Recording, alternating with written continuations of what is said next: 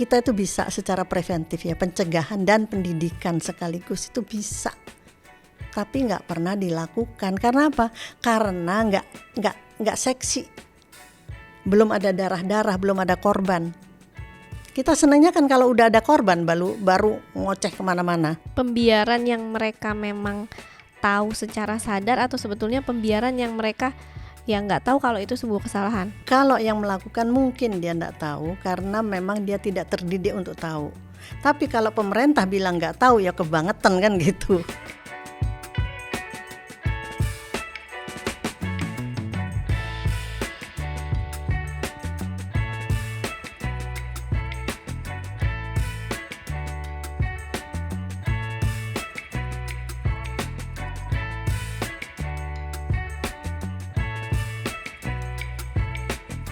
Halo sahabat anak Indonesia, ketemu lagi bareng Nia dalam program Teman Nia yang tentunya akan hadir hanya di Aris Merdeka Official. Nah sahabat anak Indonesia, kebetulan akan hari Minggu besok akan memperingati Hari Anak Nasional tahun 2023, dan banyak sebetulnya isu-isu atau kasus-kasus yang menarik tentang anak yang memang mungkin belum banyak terselesaikan. Di depannya sudah ada Ibu Rustin. Hai Bu, apa kabar? Selalu harus baik. Selalu harus baik. Nah Bu, hari Minggu besok berkaitan dengan adanya Hari Anak Nasional. Nah kalau Ibu Rusin sendiri melihatnya seperti apa? Aku melihatnya gini ya, kali ini Hari Anak Nasional tuh harus lebih serius melihat satu langkah ke depan lagi itu harus kita tuh siap dengan adanya bonus demografi, di mana di situ kesempatan bekerja itu sudah harus terbagi dengan sesuai dengan bidangnya masing-masing, karena banyak hal yang akan digantikan oleh robotik, banyak hal yang akan digantikan oleh elektronik. Kesiapan anak-anak kita itu sampai di mana gitu loh ya, karena yang saya lihat, apakah sekarang ini merdeka belajar atau belajar merdeka lah itu belum terlihat bahwa banyaknya anak-anak yang berkreasi, banyaknya anak-anak yang terlatih, anak-anak yang simulasi. Misalnya dia berlatih untuk menjadi entrepreneur, dia berlatih untuk menjadi ahli teknik, itu bisa dilatih sejak kecil, sejak dia usia SD itu sudah bisa dilatih. Jadi sekolah sekarang harusnya tidak hanya di dalam kelas terus gitu. Nah ini yang juga harus kita siapkan untuk mereka. Belum lagi kasus-kasus ya tentang predator seksual anak, apapun namanya, apakah santriwati yang dicabuli oleh ustadznya, atau sekolah-sekolah biasa yang dicabuli oleh gurunya, atau bahkan bullying dan lain sebagainya. Itu penanganannya gimana gitu loh. Kalaulah mereka yang sudah dicabuli seperti itu, Departemen Kesehatan berbuat apa untuk anak-anak ini tentang traumanya? Kemudian Departemen Pendidikan apa ya untuk menampung mereka? Karena ada yang anak-anak SMP, ingat nggak kasusnya anak-anak SMP, ratusan anak-anak SMP hamil di luar nikah, dan kemudian mereka minta dinikahkan oleh teman-temannya yang menghamili. Jadi berarti SMP kawin dengan anak SMP, itu dari Dikbud gimana? Kan? Nah kemudian juga dari Departemen Agama gimana? Ini kan harus diomongkan, harus ada interkorelasi, interdependensi departemental. Harus bersatu mereka itu untuk menangani masa depan ini. Anak itu kan masa depan bangsa. Mereka yang punya masa depan. Jadi mereka yang harus disiapkan. Inilah Hari Anak Nasional. Rohnya itu ada di sini. Di Hari Anak Nasional pas banget momennya begitu ya Bu ya. Apalagi waktu peringatan Hari Anak Nasional ini kan kalau nggak salah Kementerian Pemberdayaan Perempuan dan Perlindungan Anak bersama Presiden. Nah sebetulnya program apa yang bisa diajukan untuk ya Presiden? Itu tadi. Jangan demografi tadi. Ya, kita harus siap dengan datangnya nanti masa bonus demografi itu. Betul-betul kalau nggak kita habis, kita nggak punya lagi kesempatan untuk itu. Karena dunia kita itu sudah menjadi warga negara dunia. Kita nggak tertutup kayak begitu, enggak. Kita sudah menjadi warga negara dunia. Jadi apapun itu harus disiapkan sedini mungkin. Mengajar anak-anak misalnya ya. Sekarang kita mau mengajar anak-anak dengan cara dogmatis tentang agama misalnya kayak gitu. Udah nggak kena juga. udah kita harus mulai melihat juga ini bisa nggak kita mengajarkan anak-anak agama seperti ini atau harus berubah cara mengajarnya. Karena kalau dilihat secara dibuka ya, di browsing gitu, di Timur Tengah udah berapa yang ateis itu naik. Sikap kita apa melihat kayak gitu? Ya kan nggak bisa didiemin. Tuh, di sini juga misalnya, apakah rumah-rumah ibadah atau gereja atau mana itu, berapa persen yang orang tua, berapa persen yang remaja ke sini, misalnya kayak gitu.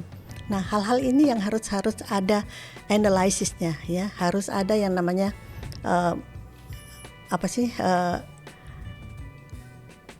moral education analysis.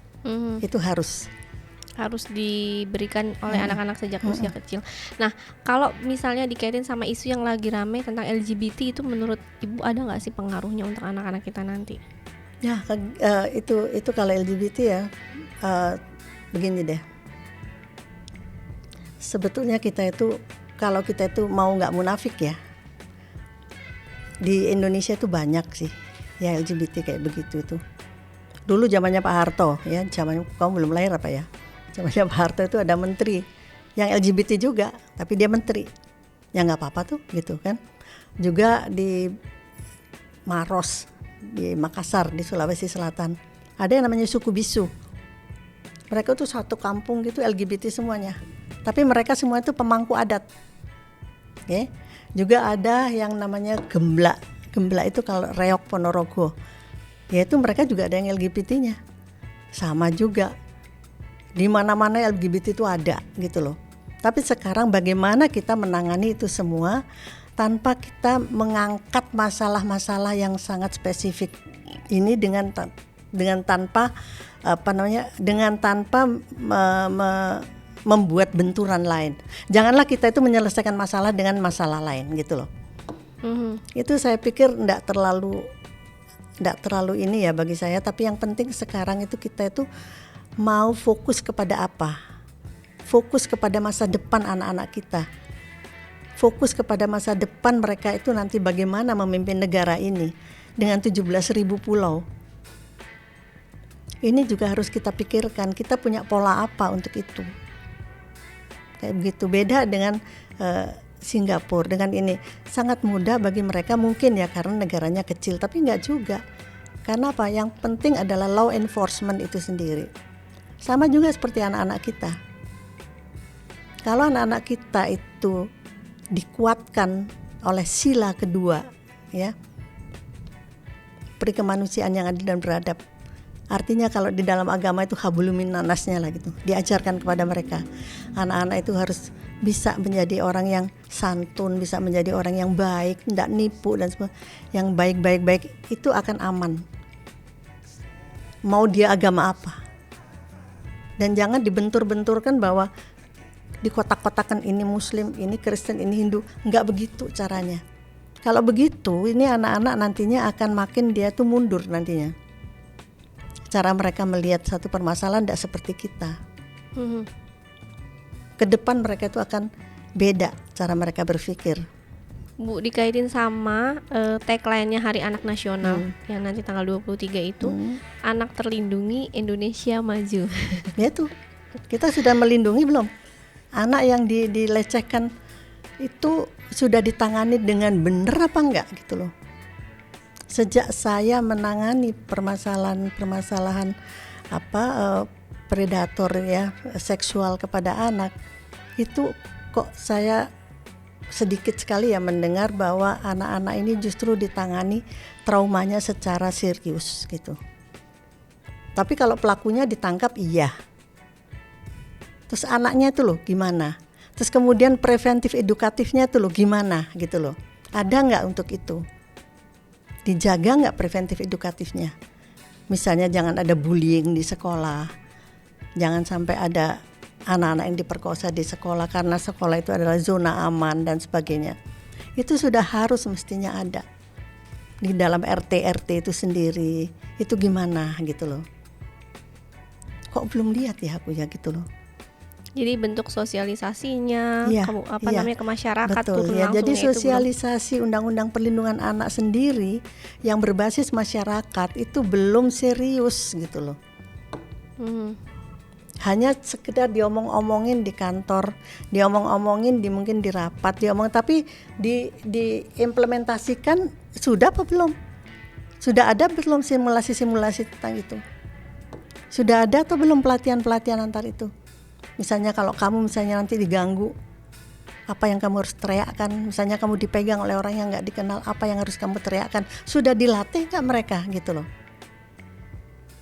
Itu yang saya pengen tahu gitu. Belum pernah tuh kelihatan ada di TV, di medsos, di mana itu belum ada. Yang ada lucu-lucuan di medsos, bangsa TikTok yang anak-anak nggak ngerti, misalnya ikan yang hidup di air, tanaman yang hidup di air itu apa? Tanaman sop misalnya, kayak gitu. Nah ini lucu-lucuan kayak gitu banyak. Tapi cobalah kalau TikTok itu membuat juga simulasi bagaimana anak itu bisa melawan pada saat dia diganggu gitu. Artinya pemerintah juga harus memanfaatkan. Iya, manfaatkan medsos itu. Media sosial itu tadi ya. Karena sebagai upaya sosialisasi, deteksi dini. Dan gitu. Emang upaya itu belum maksimal, tapi mungkin sudah, tapi belum maksimal mungkin ya Bu. Mungkin sudah ya, tapi aku belum melihat sih gitu loh. Belum melihat. Kalau melihat kasus yang baru-baru ini terjadi di daerah Banyumas, ya Han ya, Banyumas yang ayah ruda paksa anaknya sampai melahirkan 7 orang kalau nggak salah, kemudian dikubur hidup-hidup meninggal, itu kan miris ya Bu. Artinya sebetulnya lingkungan sekitar berarti nggak tahu atau memang. Nah itu yang aku bilang tadi, gunanya RT Mbak gitu loh. Sekali lagi aku selalu bilang gunanya RT itu apa? Ketua RT kan ketua rukun tetangga. Dia adalah orang yang punya privilege untuk masuk ke semua rumah-rumah yang ada di bawah ke-RT-annya. Bisa menanyakan apa kabar Bu, siapa yang sakit, Bapak kemana kok nggak ada. Itu Pak RT, gunanya RT ya itu. Kalau RT sampai nggak tahu tetangganya itu sampai seperti itu, ya jangan jadi RT lah gitu loh, ya kan. Nah ini yang harus kita hidup-hidupkan lagi, harus kita angkat lagi, harus kita populerkan lagi gitu. Betul. Sebetulnya ini tuh mirip banget sama misalnya kasus Angelin Bu. Misalnya gini, masyarakat atau guru atau orang sekitar sudah curiga misalnya dengan tampilannya si Angelin ini gitu waktu pada saat sebelum kejadian. Kemudian sama halnya seperti kejadian yang di Banyumas ini, ruda paksa. Sebetulnya lingkungan misalnya sudah curiga kalau ayah sama anak ini ada. Nah, supaya mereka masuk ke dalam permasalahan keluarga ini, walaupun mungkin nggak hanya RT RW, tapi mereka mungkin masyarakat yang nggak berani kali Bu ya. Bukan karena apa ini berani. Masalah jadi rumah tangga atau gimana? Kembali lagi kan ada RT, ya. Ada RT, pasti di situ juga ada tokoh agama, ya nggak? Kan bisa diajak ngomong. Ya kalau semuanya nggak mau ngomong, namanya kita bukan kumpulan manusia, gitu loh. Kalau kita masih merasa bahwa kita itu sebuah komunitas ya, komunitas sosial yang dinamakan manusia, itu pasti ada saling mengingatkan. Benturan pasti akan ada, ketersinggungan pasti akan ada. Tapi kalau itu tidak dilakukan, ini akan lebih mengerikan lagi gitu. Iya betul. Ya, jadi harus ada yang namanya rembuk desa, itu harus ada. Kemudian pertemuan RT periodik itu harus ada. Di pengajian kan mereka sering kayak gitu, ya kan.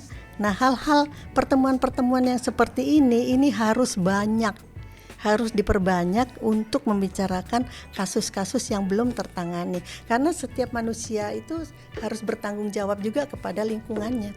Sebab di dalam Undang-Undang Perlindungan Anak sendiri, barang siapa yang melihat perlakuan yang tidak senonoh kepada seorang anak dan dia diam, dia juga kena pasal 5 tahun hukumannya. Tapi sekali lagi, karena kita itu law enforcement-nya kayak menegakkan benang basah ya kayak begini gitu loh. Makanya ketika ada kejadian yang sebetulnya bisa diantisipasi, akhirnya setelah kejadian lolos. Baru kemarin betul. Gini ya sama seperti sebenarnya kejadian-kejadian yang sebelumnya gitu.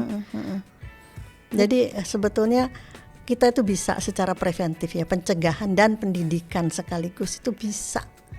Tapi nggak pernah dilakukan. Karena apa? Karena nggak seksi. belum ada darah-darah, belum ada korban. Kita senangnya kan kalau udah ada korban baru ngoceh kemana-mana, baru heboh ngomong apa aja. Tapi sebelumnya ya kan nggak apa-apa, nggak ada korban, nggak ada apa-apa. Ini yang kita sayangkan. Aku sendiri sebagai praktisi ya dari tahun 90 gemes aja ngelihatnya gitu loh. Harusnya anak-anak itu sudah harus tahu kalau mana dia diganggu oleh seseorang, apa yang harus dia katakan. Seperti kalau di negara yang sudah maju ya, dia punya kode. Misalnya ada seseorang bilang, Om disuruh jemput kamu Alicia, disuruh jemput Alicia karena mama kamu lagi nggak enak badan. Jadi ini anak akan nanya kodenya apa Om gitu. Kalau itu si Om tuh nggak tahu kodenya apa, dia akan lari. Enggak. Dan kode itu tiap hari berganti dari mamahnya itu untuk berikan. Banyak contoh kok, banyak hal yang bisa diberikan kepada anak-anak untuk bisa menjaga dirinya. Tapi itu kayaknya disepelein aja kalau di sini, dianggapnya nggak apa-apa gitu. Semuanya karena belum. Gitu. belum bisa dilakukan atau nggak mau dilakukan. Nggak mau dilakukan karena belum ada apa, nggak apa-apalah. Kan itu teman, kan itu tetangga nih. Ya memang budaya kita ini kan adalah budaya yang sangat terbuka. Siapapun bisa datang ke rumah kita. Saudara pun juga tahu-tahu bawa koper ya sampai ke depan pintu mau nginep di situ, ya udah wes enggak apa-apa. Ayo kita tidur di sini pakai tikar rame-rame gitu. Muncullah tidur bareng-bareng itu adalah ekses yang tidak diinginkan akhirnya kan. Nah itu nggak pernah terpikirkan. Padahal itu sesuatu yang dimulai. Iya, itulah permulaan yang kelihatannya nggak apa-apa kayak begitu. Banyak yang nggak banyak yang harus dirubah. Karena apa? Sekarang yang namanya film-film, apakah itu pornografi atau apa itu sudah penetrasinya kemana-mana. Udah nggak bisa.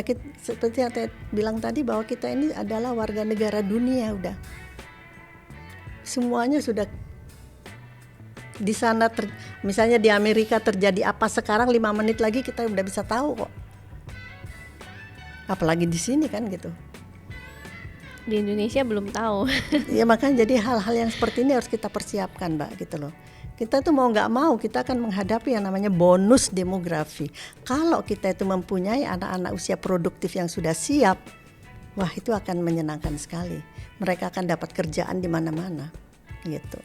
Tetapi sekarang masih banyak anak-anak kita kan yang belum sampai ke sana, Bu. Ya belum. PR-nya dari itu tadi, PR-nya harusnya sering-sering mengadakan simulasi, sering-sering mengadakan pelatihan. Nggak cuma di dalam kelas aja.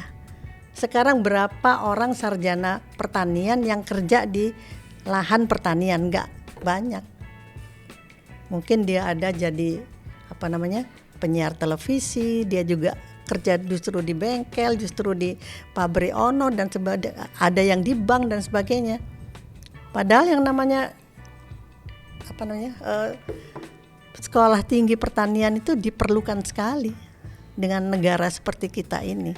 Tapi karena lahannya nggak ada dan nggak ada yang mesti dilakukan di situ, ya gimana coba? Nah, hal-hal yang semacam itu. Tapi kalau kita itu membiarkan hal ini berlarut-larut terus, belum lagi misalnya dia bersekolah jurusan akuntansi. Padahal akuntansi tiap waktu dia akan berubah sistemnya. Nggak lagi pakai yang ini, nggak lagi pakai yang ini. Kedokteran juga seperti itu, berubah cepat. Siap nggak kita gitu loh. Jangan lagi kita berpikir bahwa anak-anak itu nantinya akan tergantung pada yang namanya selembar kertas yang namanya ini, ijazah. Yang akan ditanya, kamu bisa apa? Skillmu apa? Itu yang harus kita siapkan. Dari anak-anak kita ya. Iya, dimulai sedini mungkin. Tapi itu ada nggak sih Bu, nggak pengaruhnya dari kesiapan ketika pertama kali sebetulnya sekarang banyak pasangan yang menikah tapi tanpa persiapan itu tadi? Banyak sih. Ya itu tadi gitu loh, seperti anak-anak yang 300 atau lebih ya, lebih dari itu sih. Ponorogo ya. Yang kayak begitu tiba-tiba mereka mau menikah.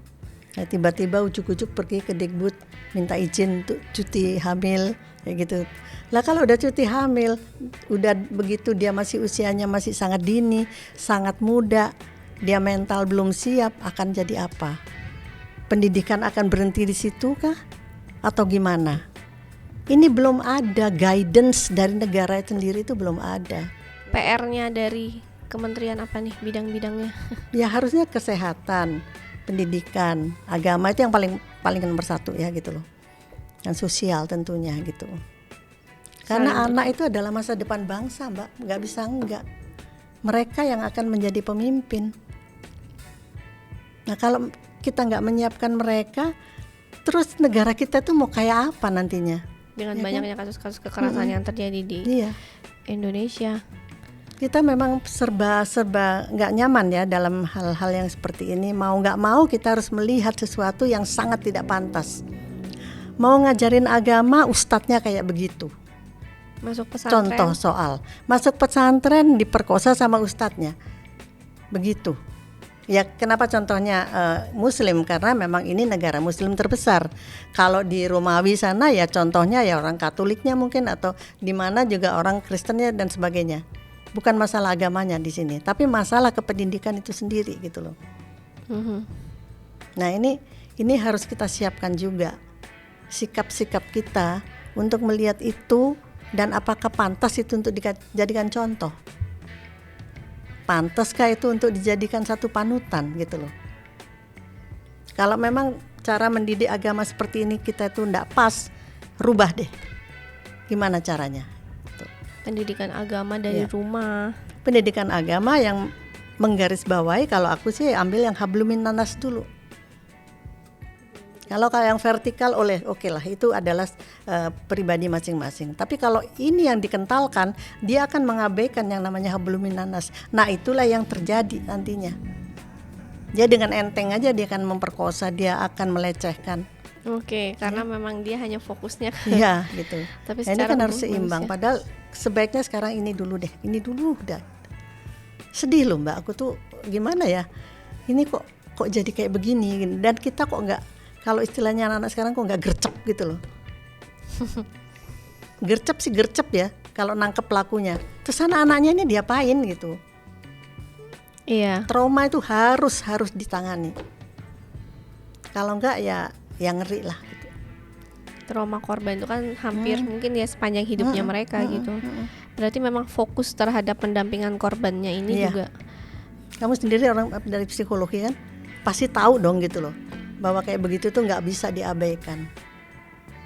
Nggak bisa diabaikan, dan itu masuk ke dalam alam bawah sadarnya, sekian tahun dia akan meledak.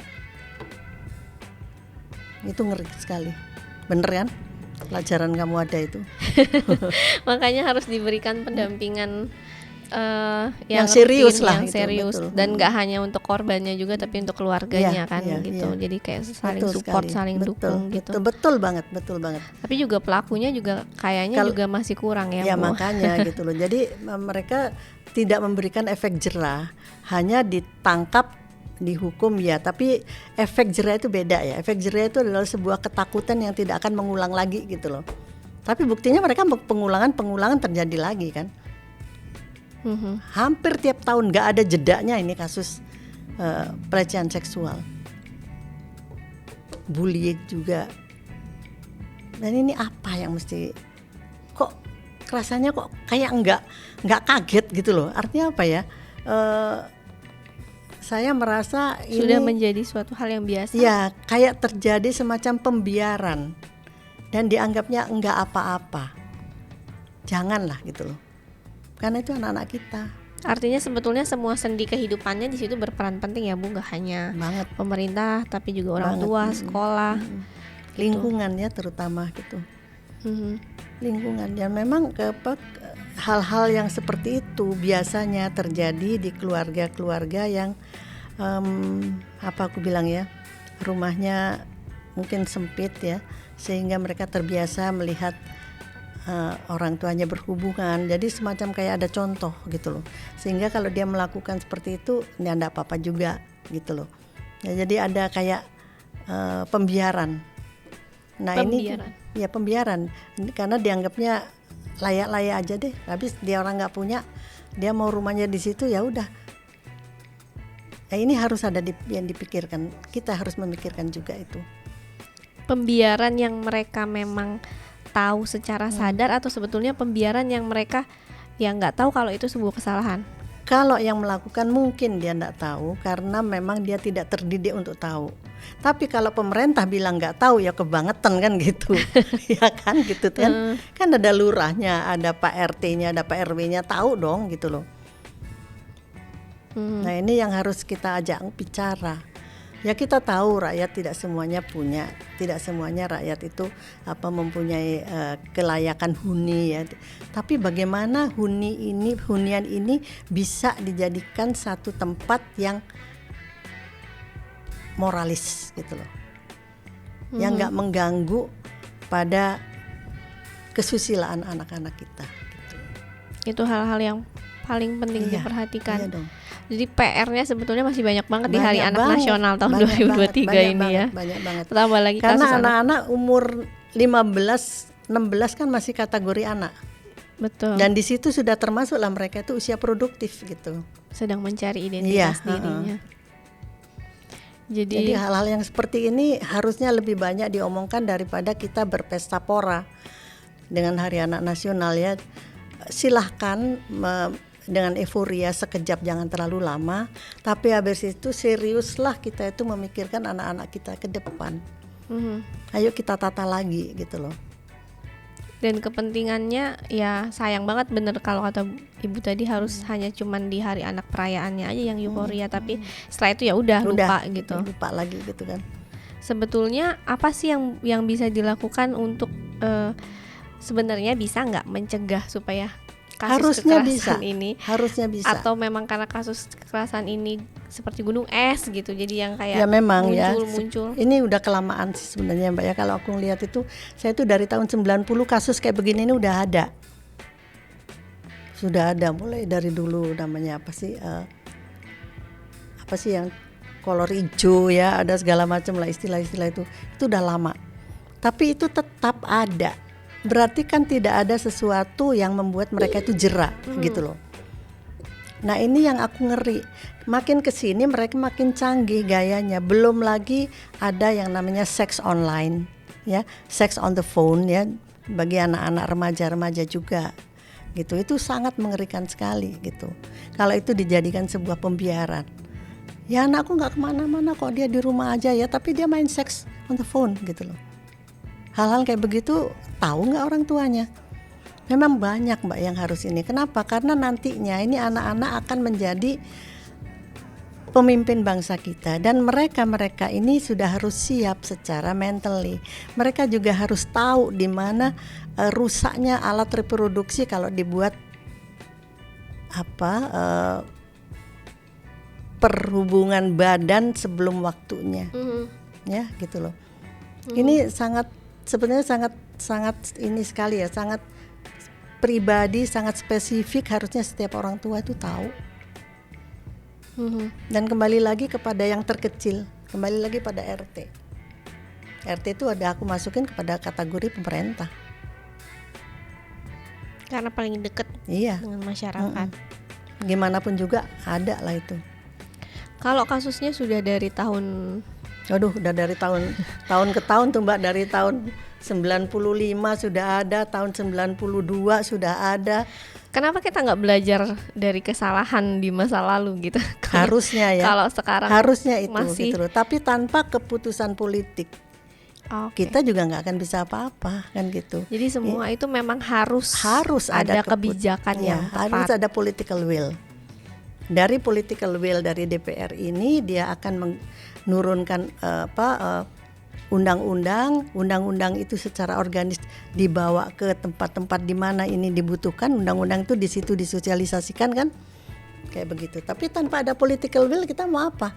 Ya kita aja marah-marah sendiri gitu.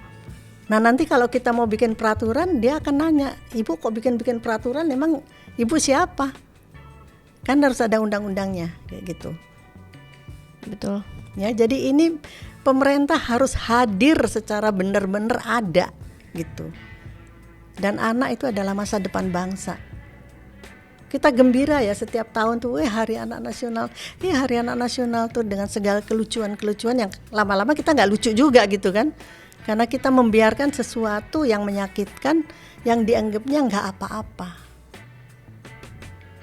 Sampai ada anak yang dia saking traumanya dia nggak mau ketemu lawan jenisnya. Akhirnya apa yang terjadi? Terjadilah lesbian. Terjadilah homoseksual. Ya kayak begitu eksesnya. Mengerikan sebetulnya. Mengerikan sekali gitu loh. Nah ini nggak bisa kita diamkan, sangat tidak bisa. Apa yang harus dilakukan di Hari Anak Nasional ini Bu, dan untuk kedepannya?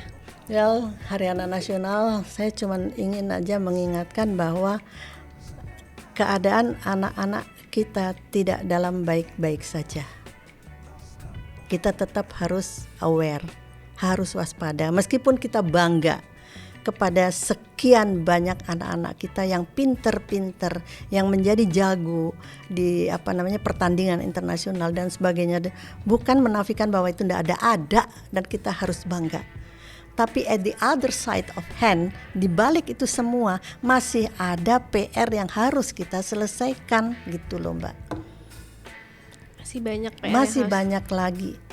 Sebentar lagi pertambahan penduduk ini sekarang berapa? 280 juta ya. Ini akan nambah lagi. Kalau bisa 2 kali lipat nantinya mau apa kita? Dengan kualitas yang seperti ini. Kita akan tertinggal jauh. Ya mudah-mudahan apa yang udah dirintis oleh pemerintahan yang sekarang ya Pak Jokowi itu bagus ke depannya. Nggak gampang tapi nantinya. Kan nggak semuanya ditangani oleh Pak Jokowi. Pak Jokowi menangani infrastruktur ya, menangani yang sudah bekerja ya. Tapi anak-anak ini ayo siapa dong gitu loh. Kita menangani masa depan. Kita harus menangani masa depan bangsa ini. Dan kita semuanya harus belajar, learning from the future. Kita harus belajar bahasa mereka untuk ke depan. Kita harus juga belajar tentang kemauan mereka untuk ke depan. Apa sih makna kehidupan ini bagi mereka? Sekarang ini kita lihat ya, rumahku luas tanahnya, oke? Kalau dulu saya bangga gitu ya, seneng punya kebun ini. Tapi begitu teman-teman anakku atau cucuku datang gitu, ini kalau jadiin klaster lumayan ini, itu hanya gitu. Udah nggak ada bagus-bagusnya tuh. Yang dipikirnya kalau dijadikan klaster berapa klaster yang jadinya? Bisnis. Iya, jadi mereka sudah ekonomi kreatif gitu loh. Udah beda ngelihatnya gitu.